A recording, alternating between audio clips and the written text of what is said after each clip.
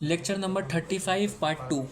इसको समझ इसमें हम लोग अभी तक हम लोग क्या पढ़े, पहला दिन पढ़े थे कि हम लोग कौन सा अप्रोच यूज़ करते हैं, बैलेंस शीट अप्रोच करेंगे, 4 कॉलम बनेगा।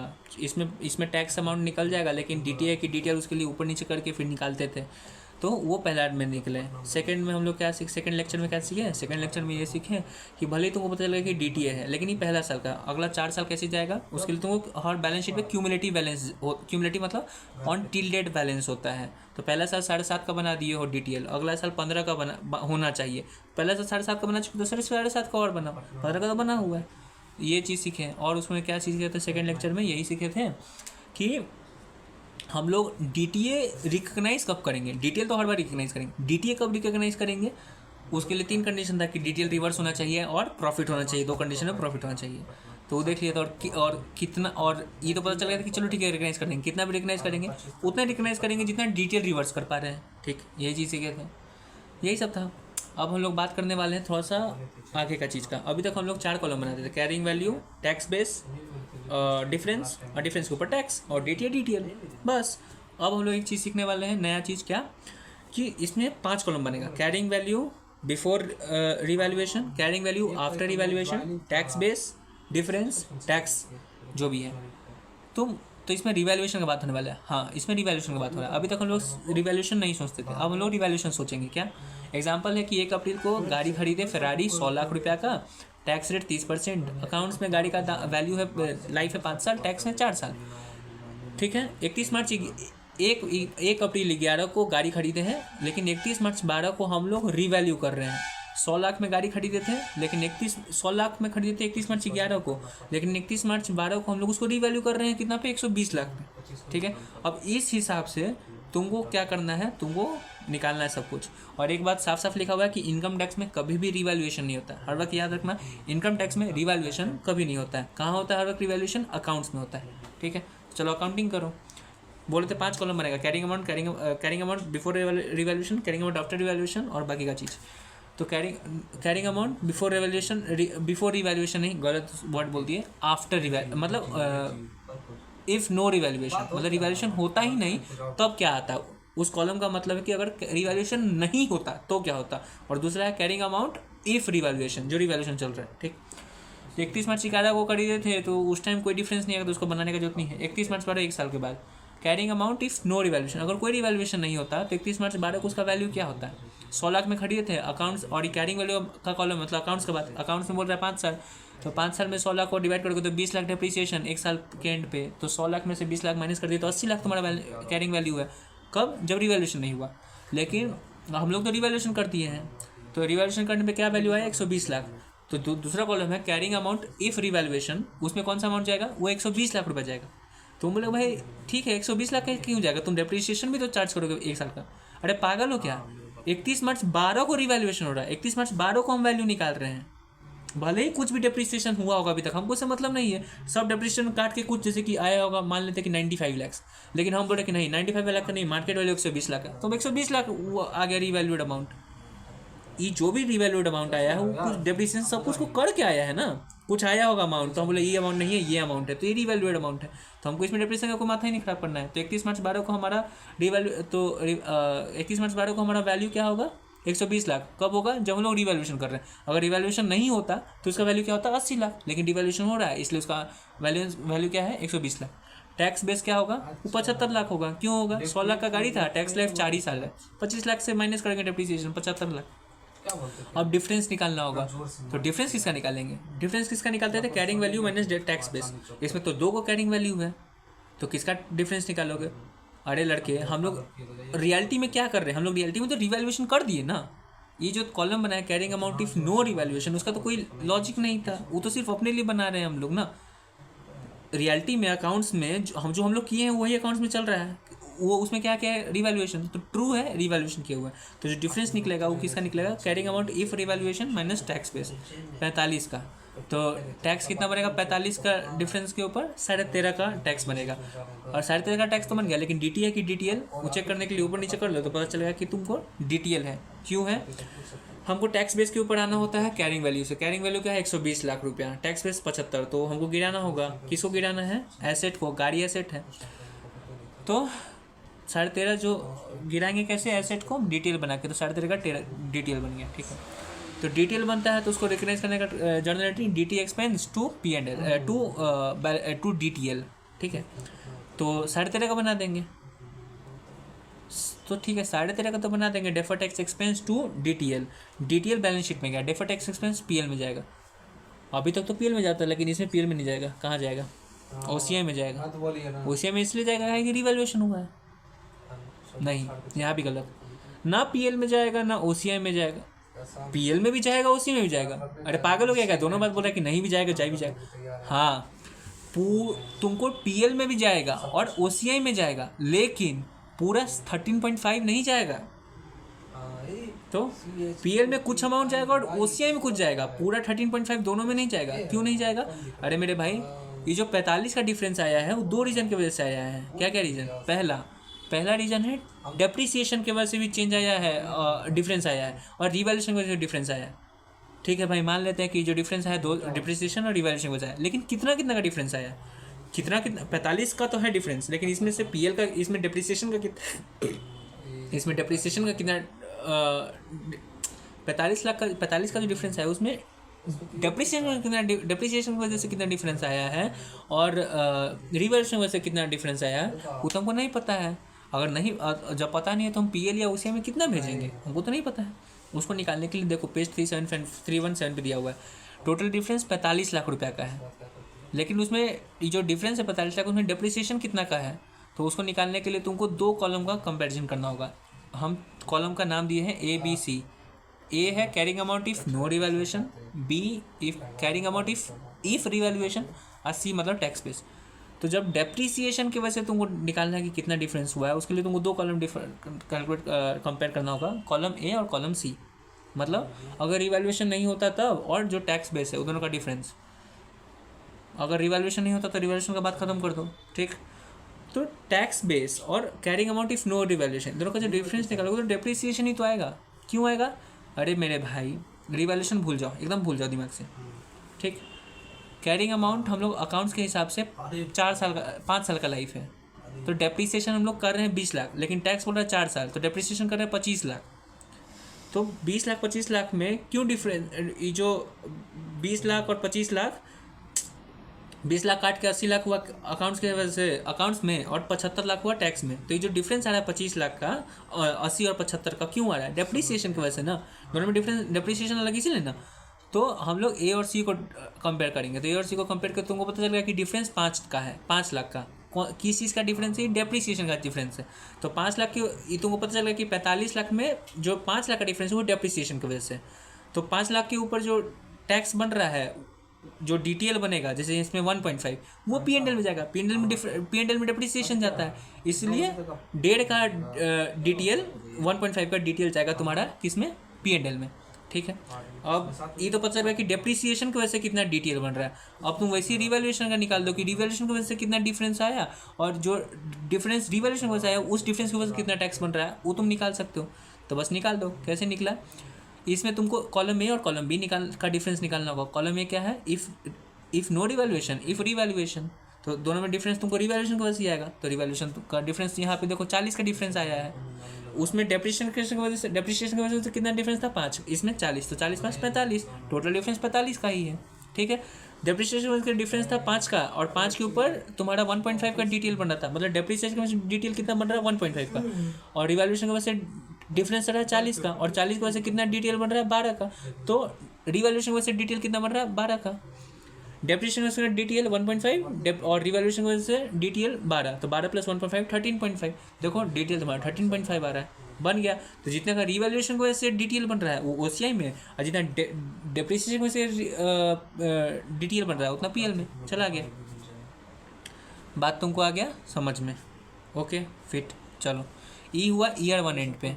अब क्वेश्चन को थोड़ा सा आगे बढ़ाते हैं, अब चलते हैं ईयर 2 एंड पे, ठीक है। ईयर 2 एंड पे फिर वही सारा column, if no revaluation, if revaluation, tax base, difference tax, ठीक है, निकाल दिए। वैसे वैसे करके तुम सब निकाल दिए, ठीक है। तो इफ़ नो रिवैल्यूएशन, तो हम लोग अगर रिवैल्यूएशन नहीं करते तो अभी ईयर 2 एंड पे कितना वैल्यू होता है? 60 लाख रुपया, क्योंकि हर साल 20 लाख रुपया जा रहा था, 60 लाख। और दूसरा कॉलम इफ रिवैल्यूएशन, जब रिवैल्यूएशन करती हैं तो कितना बैलेंस होगा ईयर टू एंड पे? भाई ईयर वन एंड पे 120 लाख उसका वैल्यू था, ईयर टू एंड पे होगा उसका वैल्यू 90 लाख। क्यों? 30 लाख का डेप्रिसिएशन। 30 लाख का डेप्रिसिएशन क्यों? भाई जब भी रिवैल्यूएशन होता है तो डेप्रिसिएशन प्रोस्पेक्टिवली करते हैं, ठीक है।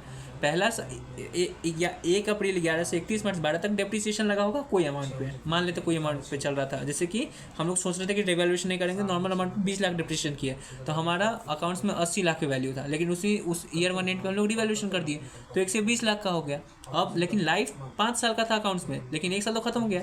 रिवैल्यूएशन 1 साल के बाद कर रहे हो ना, तो 1 साल तो लाइफ खत्म हो गया, तो भले ही तुम्हारा वैल्यू चेंज हो गया, लेकिन लाइफ तो बाकी 4 ही साल का है, तो 120 अपन 4 करोगे तो 30 ही आएगा, तो 30 लाख रुपया तो अति डिप्रिशिएट करोगे।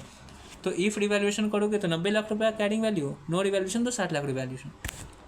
डिफरेंस निकाल दिए तुम, टैक्स बेस तुमको 50 तुमको पता चल ही गया, क्योंकि 25 लाख उसमें जा रहा था 50। डिफरेंस किसका निकलता है? जो एक्चुअल रिवैल्यूएशन, जो एक्चुअल बुक्स में किया है तो रिवैल्यूएशन, तो उसका डिफरेंस और टैक्स तुमको निकल गया। लेकिन ये जो डिफरेंस आया है, ये जो टैक्स आया है TTL, उस OPL में कितना जाएगा, OCI में कितना जाएगा, उसके लिए तो तुमको निकालना होगा। फिर तुम निकाला 40 का डेप्रिसिएशन की वजह से A एंड C का तुम कंपैरिजन किया, जब A एंड C कॉलम का कंपैरिजन किया तो पता चला कि 10 लाख का डिफरेंस आया है डेप्रिसिएशन की वजह से। तो ये 10 लाख का डिफरेंस के ऊपर DTL जो बन रहा है वो है 3 रुपया बन रहा है, तो 3 रुपया P&L में भेज देंगे? नहीं भेजेंगे, 3 रुपया नहीं भेजेंगे। क्यों नहीं भेजेंगे? अबे पिछला वीडियो में बोले थे कि हम लोग जो भी DTA जब लिखते हैं बैलेंस शीट ईयर एंड पे, तो वो तो चेक, तो वो तो लिखने से पहले यार, जैसे कि ईयर टू एंड पे DTL होना चाहिए 3 रुपया, यहाँ क्या आ रहा है 3 रुपया आ रहा है। ईयर टू एंड पे, ईयर वन एंड पे तुम 1.5 का देखो बना दिए थे, देखो ऊपर जाके 1.5 को तुम बनाए हुए, बैलेंस शीट में ईयर टू एंड पे बैलेंस शीट में 1.5 DTL तुम्हारा आ ही रहा है, और तुम्हारा DTL ईयर टू एंड पे होना चाहिए 3, 1.5 आ रहा है, होना चाहिए 3, तो क्या 3 का बनाओगे फिर से DTL? नहीं बनाओगे ना, 1.5 का बनाओगे, तो 1.5 का बनेगा, बस यही चीज़ है। वही सेकंड में जब तुम देखोगे OCI वाला में, तो उसमें भी यही चीज़ है। ये बात एकदम दिमाग में रखना कि ईयर टू जहाँ जैसी सब्सिक्वेंट रिकग्नाइज करना शुरू करोगे, तो याद रखना कि पिछला साल कितना हम बना के रखे हुए थे, उसी हिसाब से पता चलेगा कि एंट्री कितना का बनेगा। ये जो हम ग्राफ बनाए हैं carrying amount tax base difference, उसमें तो 3 ही लिखाएगा, हम उसको काट दिए सिर्फ समझाने के लिए दूंगा, उसमें तो 3 ही आएगा। DTL 3 का होना चाहिए। कब होना चाहिए? ईयर टू एंड पे 3 रुपये का होना चाहिए। तो हम लोग, ये हमको पता है कि DTL 3 रुपये का होना चाहिए, लेकिन ये तो तुमको सिर्फ कैलकुलेशन दे दिया कितना का होना चाहिए। अकाउंट्स में कितना का हम लोग बनाएंगे, उसके लिए एंट्री मारना होता है कि अकाउंट्स बनाने के लिए एंट्री मारना होगा। एंट्री कितना का मारेंगे? एंट्री सिर्फ उतना का मारेंगे जितना का हमको बनाना है।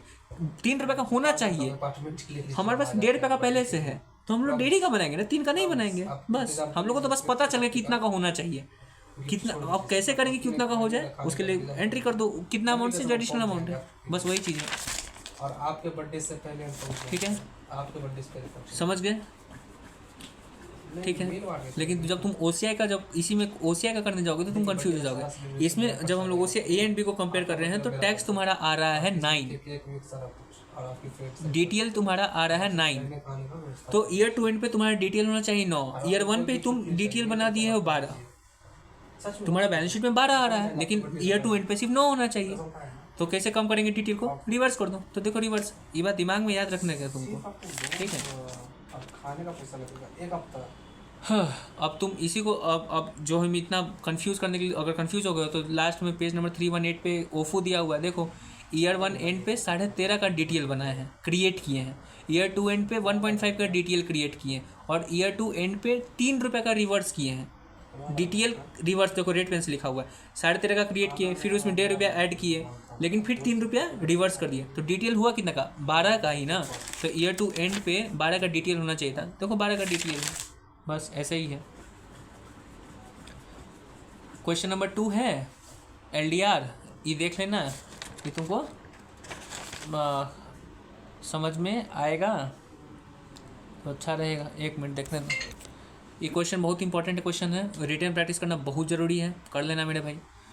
इसमें कितना पार्ट है क्वेश्चन का? इसमें क्वेश्चन का 2 पार्ट है। पहला पार्ट बहुत ईजी है, मैट का क्रेडिट है। मैट क्रेडिट मतलब टैक्स क्रेडिट। टैक्स क्रेडिट जब होता है तो DTA बन जाता है, ये बात तुमको याद होगा। 31 मार्च 16 को DTA है 8.5 करोड़ का, तो उतना का DTA क्रिएट कर दिए।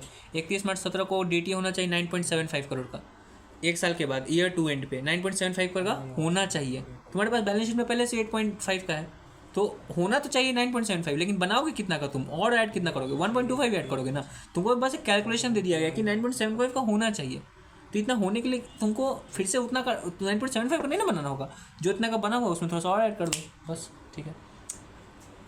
पार्ट 2 में क्या है, पार्ट 2 में है थोड़ा सा दिमाग का कन्फ्यूजन। क्या पार्ट 2 में कन्फ्यूजन क्या है मेरे भाई, ये है कि बोला गया है कि जो हमारा पीपी है उसको हम लोग रीवैल्यू किए हैं, उसको रीवैल्यूएशन करके उसका दाम हम लोग कर दिए हैं 40 लाख रुपया, टैक्स बेस है 22 लाख रुपया। तो जब भी रिवैल्यूएशन होता है तो 5 कॉलम बनता है, carrying amount if no revaluation, carrying amount after revaluation, tax base, difference, tax. Okay, तो हमको तो पता चल गया कि आफ्टर रिवैल्यूएशन क्या है और टैक्स बेस क्या है, हमको ये पता चल गया। डिफरेंस भी निकाल देंगे क्योंकि हमको पता है कि डिफरेंस हम लोग निकालते हैं किसका, जो रिवैल्यूएशन होता है, जो अकाउंट्स में जो रियलिटी में हुआ, तो हम लोग रियलिटी में रिवैल्यूएशन किए हैं, तो जो कैरिंग अमाउंट रिवैल्यूएशन का हुआ है और टैक्स बेस दोनों का डिफरेंस होता है। और टैक्स हम लोग निकाल दिए कि हमारा टैक्स है 3.6, ठीक है। और DTA है कि DTL, उसको चेक करने के लिए तुम अपना कैरिंग अमाउंट करके कर सकते हो, कर दिए। लेकिन मेरे भाई तुमको तो ये नहीं पता है ना कि carrying amount if no revaluation वो कैसे निकालोगे, वो नहीं निकला हुआ है। तो बुक ऐसे क्या बोला कि अज्यूम कर लिया है कि जो टैक्स बेस है ना वही हमारा कैरिंग अमाउंट बनेगा। इसमें 2 ऑप्शन था हमारे पास कि जो रिवैल्यू किए हैं 40 वही हमारा बिफोर रिवैल्यूएशन हो सकता था, या फिर जो टैक्स बेस है 22 उसको हम लोग अपना बिफोर रिवैल्यूएशन कर, मतलब इफ़ नो रिवैल्यूएशन कर सकते थे। लेकिन लॉजिकली अगर देखा जाए तो 22 ही होना चाहिए, क्योंकि हम लोग रिवैल्यूएशन कर रहे हैं। तो आफ्टर रिवैल्यूएशन 40 हुआ है, तो बिफोर रिवैल्यूएशन भी 40 होता तो रिवैल्यूएशन ही नहीं होता। इसलिए हम लोग मान के चल रहे हैं कि कैरिंग अमाउंट बिफोर रिवैल्यूएशन 22 था, ठीक है। बस इतना दिमाग में रखना, ओके। अब तुमको जब तुम बोल रहे, जब तुमको पता चल ही गया था कि DTL मतलब DTL 3.6 का है, तो तुमको बिफोर रिवैल्यूएशन मतलब इफ नो रिवैल्यूएशन वाला तुमको करने का कोई जरूरत ही नहीं था। मेरा है ही नहीं, हम क्यों किया तुम? इसलिए किया क्योंकि मेरे भाई यहाँ पे रिवैल्यूएशन हुआ है, और जब भी रिवैल्यूएशन होता है तुमको याद होगा कि जब भी रिवैल्यूएशन होता है, तो जब DTL का एंट्री करते हैं, defer tax expense to DTL, तो उसमें जो डेफर टैक्स एक्सपेंस सीधा PL में नहीं जाएगा, वो OCI में भी कुछ बढ़ जाएगा, क्योंकि यहाँ रिवैल्यूएशन हुआ है। हाँ याद है, तो और याद है ये बात तो तुमको याद है, चलो ठीक है, याद होगा तो ये भी तुमको बात मालूम होगा कि जब हम लोग कुछ पार्ट PL में और कुछ पार्ट OCI में जाएगा, तो ये कैसे निकालेंगे कि कितना PL में जाएगा कितना OCI में जाएगा, उसके लिए तुमको कंपैरिजन करना होता है। टोटल डिफरेंस इसमें 18 है, इसमें डेप्रिसिएशन की वजह से कितना डिफरेंस है उसको कैलकुलेट करने के लिए A और C को तुमको कैलकुलेट करना पड़ता है, तो उसको करके निकाल दिए, तो इसमें पता चला कि डिफरेंस 0 है, तो 0 गया PL में डेप्रिसिएशन की वजह से कोई डिफरेंस नहीं आया, जो भी डिफरेंस आया वो रिवैल्यूएशन की वजह से, तो पूरा 3.6 तुम्हारा OCI में चला जाएगा, ठीक है। ये पहला साइलेंट पे हुआ, ये 31 मार्च 16 का हुआ। अब 31 मार्च 17 को आ जाओ, ठीक है। 31 मार्च 17 को क्या बोलता है कि डेप्रिसिएशन हम लोग कर रहे हैं 2 करोड़ का या 2 लाख का समथिंग का, तो हम लोग 22 लाख पे अपना अकाउंट्स में किए हुए, इफ़ नो रिवैल्यूएशन में 22 लाख था, तो आफ्टर रिवैल्यूएशन 22 माइनस 2 कर दिए, 20 आ गया। कैरिंग अमाउंट आफ्टर रिवैल्यूएशन उसमें दिया हुआ है कि 45 है, तो 45 लिख दिए, ठीक है, उसमें दिया हुआ है क्वेश्चन में, ओके। टैक्स बेस तुमको होगा 20.75, क्यों? क्योंकि टैक्स बेस 22 था और उसका लाइफ 5 साल था शायद, आई डोंट नो कितना था, तो 1.25 उसका डेप्रिसिएशन आया, ऐसे करके आ गया। तो इसमें 4.85 का तुम्हारे पास अति आया, टैक्स DTL आया, लेकिन ये जो DTL है इसमें कुछ पार्ट PL का है, कुछ पार्ट OCI का है, क्योंकि इसमें रिवैल्यूएशन हुआ है, तो तुम निकालोगे तो अपना तुम आ जाएगा, ठीक है। लेकिन एक बात तुमको अभी तक हम नहीं समझाए हैं, हम खुद अभी तक ठीक से नहीं समझे हैं। समझने के लिए क्या कि जब भी हम लोग ये जब निकालते टोटल डिफरेंस का कितना डेप्रिसिएशन और कितना इसमें, तो डेप्रिसिएशन का अगर कोई डेप्रिसिएशन का पता चल गया कि ड्यू टू डेप्रिसिएशन डिफरेंस आया 0.75 का, और इस 0.75 के ऊपर तुम टैक्स निकालते हो, तो ये जो टैक्स निकलता है वो DTA होता है कि DTL, वो कैसे पता नहीं करते हैं? अभी तक तो यही सोचते थे कि जो मेन है 4.85 वो DTL है, तो ये भी डिफरेंस होगा वो भी DTL ही होगा, लेकिन ऐसा नहीं होता है। इसको चेक करने के लिए वही नॉर्मल कॉमन सेंस लगाना होगा तुमको, जो हम लोग ऐसे करते थे। कैरिंग वैल्यू टैक्स बेस, तो डेप्रिसिएशन वाला में करोगे तो उसमें कैरिंग अमाउंट दिया हुआ है, टैक्स बेस किया हुआ है, तो ऊपर नीचे करोगे तो पता चल जाएगा। देखो इसमें DTA है, भले ही 4.85 DTL है, लेकिन यहाँ पे DTA बन रहा है, ठीक है, समझ लेना। और वहीं तुम जब रिवैल्यूएशन वाला में जाओगे तो उसमें तुम देखोगे कि उसमें तो तुम्हारा जब रिवैल्यूएशन वाला करते हो तो उसमें कॉलम ए कॉलम बी को कंपेयर करते हो, उसमें टैक्स बेस कुछ है ही नहीं भाई। जब टैक्स बेस ही नहीं है कुछ उसमें, तो हम लोग फिर ऊपर नीचे कैसे करेंगे? तब तो फिर प्रॉब्लम हो जाएगा। तो उसमें तुमको एक चीज़ याद रखना होगा, ट्रिक क्या, कि इसमें हम लोग टैक्स बेस मानते हैं। किसको मानेंगे? यहाँ दो कॉलम है, carrying amount if no devaluation, carrying amount after devaluation. तो दोनों में से टैक्स बेस किसको मानेंगे? टैक्स बेस हम लोग उसको मानेंगे, टैक्स बेस हम लोग उसको मानेंगे जो है carrying amount if no devaluation. जो फॉल्स चीज़ है वो लोग तो हम लोग अपने आप से कर रहे हैं ना, तो अपने आप से जो कर रहे हैं वो फॉल्स चीज़, उससे मतलब नहीं है, उसी को हम लोग मानेंगे क्या? Tax base. ठीक है, उसको टैक्स बेस मान लेंगे।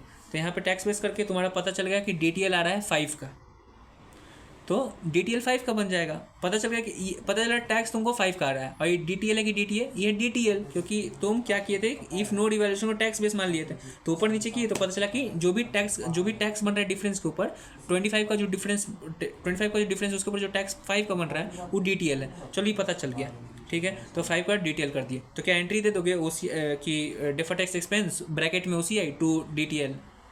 नहीं, 5 का नहीं जाएगा। क्यों नहीं जाएगा? अरे मेरे भाई ईयर 1 पे तुम कितना का DTL बनाए हुए थे? ईयर 1 एंड पे तुम DTL 3.6 का बनाए हुए थे, और ईयर 2 एंड पे बोल रहा है कि 5 का होना चाहिए, तो 1.4 ही का ना सिर्फ और बनाओगे। कितना और तुमको एक ही बात बोल रहे हैं। याद रखना कि जितना का बना हुआ है और अब जितना बनाना है, जितना का होना चाहिए, बना हुआ है और जितना का होना चाहिए, यहाँ बना हुआ से होना तक को जो भी डिफरेंस है वो बनाना, उसका एंट्री देना होता है, बस वही है। तो इसमें दो चीज़ पता चला कि जो भी हम लोग डिफरेंस पता करते हैं कि कितना डेप्रिसिएशन का और कितना अधिक है रिवैल्यूएशन का, और डेप्रिसिएशन की वजह से कितना टैक्स बन रहा है, वो एसेट है लायबिलिटी, उसको भी चेक करना होता है। ठीक है, तो जब डेप्रिसिएशन का चेक कर रहे हो तो उसमें दिया हुआ रहता है, लेकिन रिवैल्यूएशन में हमको अज्यूम करना होगा कि टैक्स बेस वो है जो वो अमाउंट है जो carrying value if no revaluation का है, वैसे निकाल देंगे। और दूसरा चीज़ हर वक्त याद रखना कि ईयर 1 कुछ हुआ ईयर 2 का वैल्यू, जो ईयर 2 का जो एंट्री होगा ना, वो इस दिमाग में रखना है कि ईयर 1 क्या बना, कितना अमाउंट बना हुआ है। ठीक है, तो तुम्हारे दिमाग में आ रहा है कि भाई रिवैल्यूएशन में तुम 1.4 का कर रहे हो क्योंकि पिछला साल कुछ बना हुआ था और 5 हमको बनाना था। इसमें सेकेंड ईयर में बोल रहा है कि 0.15 का होना चाहिए, तो इसमें भी कुछ ऊपर नीचे एडिशनल बनाना होगा। अरे नहीं बनाना होगा क्योंकि पिछले साल DTA कुछ था ही नहीं ना, 0 था, क्यों बनाओगे? बस समझ गए, और कुछ नहीं है। क्वेश्चन नंबर 1 ईजी है, देख लेना। Bye bye.